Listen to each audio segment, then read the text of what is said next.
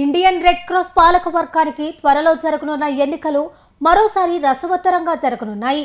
TDP, YCP రంగ ప్రవేశంలో ఈ ఎన్నికలకు రాజకీయ రంగు పులుముకోనుంది. 2023 ఏప్రిల్ 3న పాలక వర్గానికి ఎన్నికలు జరిగాయి. ఆ ఎన్నికలను రద్దు చేయాలని ఓ వ్యక్తి హైకోర్టుకు వెళ్లడంతో కౌంటింగ్ జరగలేదు. చివరకు కోర్టు అనుమతితో మే 14న కౌంటింగ్ జరిగి కొత్త కమిటీని ఎన్నుకోనున్నారు. కమిటీ కాల పరిమితి 3 ఏళ్లు కావడంతో ఈ నెల 14కి పదవీ కాలం ముగిసింది. అనంతరం రెడ్ క్రాస్ బాధ్యతలను డిఆర్ఓ విజయ్ కుమార్ కు అప్పగిస్తూ కలెక్టర్ హిమాంశు శుక్లా ఉత్తర్వులు జారీ చేశారు.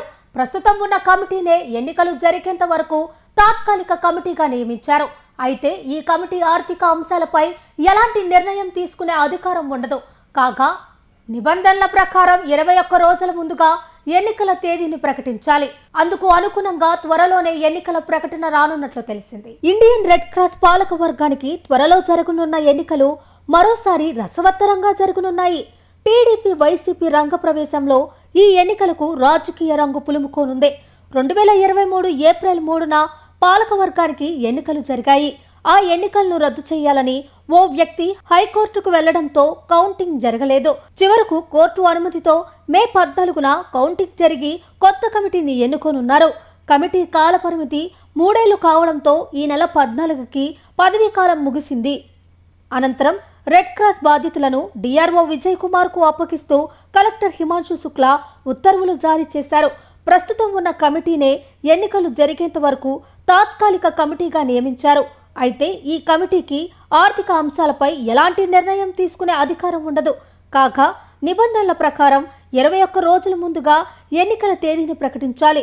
అందుకు అనుగుణంగా త్వరలోనే ఎన్నికల ప్రకటన రానున్నట్లు తెలిసింది. రెడ్ క్రాస్ కమిటీలో మొత్తం 15 మంది డైరెక్టర్లు ఉన్నారు.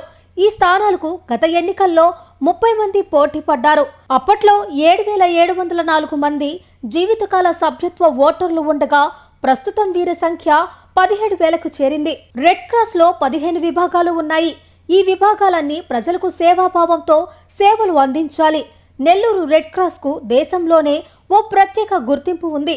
రెడ్ క్రాస్ బ్లడ్ బ్యాంకుతో పాటు క్యాన్సర్ విభాగం, MSR spastic centre, junior Red Cross, youth Red Cross, disaster management, generic medicine, ARV clinic, thalassemia విభాగం, YRG care, social emergency, Pinakini Satyagraha, Gandhi ఆశ్రమం తదితర విభాగాలతో విశిష్ట సేవలు అందిస్తున్నది. సంస్థకు నిధులు ఇచ్చే దాతలు కూడా జిల్లాలో ఎక్కువ మందే ఉన్నారు. అయితే రెడ్ క్రాస్ అంతా రాజకీయ మయం కావడంతో ఈసారి ఎన్నికలు రసవత్తరంగా మారనున్నాయి. వైసీపీ జిల్లా అధ్యక్షులు, ఎమ్మెల్సీగా ఉన్న పర్వతిరెడ్డి చంద్రశేఖర్ రెడ్డి గతంలో రెడ్ క్రాస్ చైర్మన్ గా వ్యవహరించారు. అప్పట్లో ఆయనపై అనేక విమర్శలు వెల్లువెత్తాయి. దీంతో ఆయన్ను చైర్మన్ పదవి నుంచి తొలగించారు. ఆ తర్వాత టీడీపీకి అనుకూలంగా ఉన్న వాకాటి విజయ్ కుమార్ రెడ్డిని చైర్మన్ గా ఎంపిక చేశారు.